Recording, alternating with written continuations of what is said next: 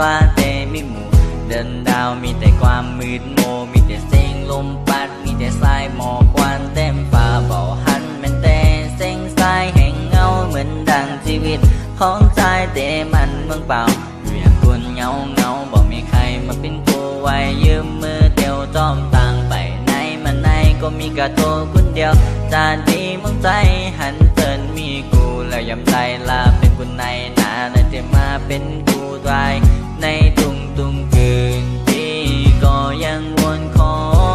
ถึงหมู่เดินดาวจอยนำเอาไพ่สาคนหนึ่งมาคุณตียังบ่มีไพ่คุณตียังอยู่เงาคุณตีเบาลายใจคุณตีพร้อมยิ้มมือใจเลยพร้อมจอมกันตลอดไปบอกว่ายามใดเวลาในยามสุขตู้ก็พร้อมไม่แห้งใจกันตลอดโจบอกว่าโตนางไรอยู่ตั้งไรไรอยู่แต่ไกลไรอยู่ที่ไกลก็ตามหากว่าโจนี่ละหาไรเติงได้อยู่จอมกันพี่ก็ขอวอนให้โตนางแลตั้งใจไรทบกันไวๆไรห่างกันไวๆและไรอยู่ตอมกันต่อเท่าเมื่อจนสุดปานความหักของเฮาก็อ่ำจางนาต้องเมื่อต่างเนื้อต้องฝันใน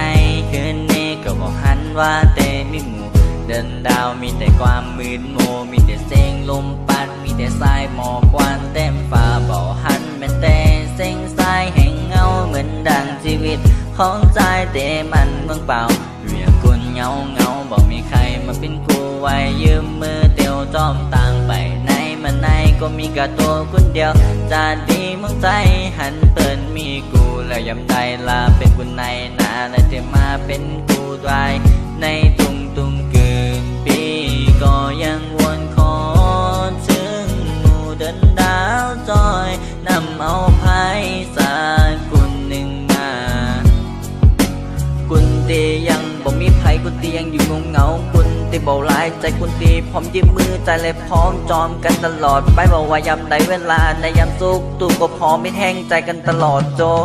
บอกว่าโตนางไรอยู่ตั้งไรไรอยู่แต่ไกลไรอยู่ที่ไกลก็ตามหากว่าโจนี่ละหาไรเติงได้อยู่จอมกันพี่ก็ขอวอนให้โตนางแลตั้งใจไรทบกันไวๆไรห่างกันไ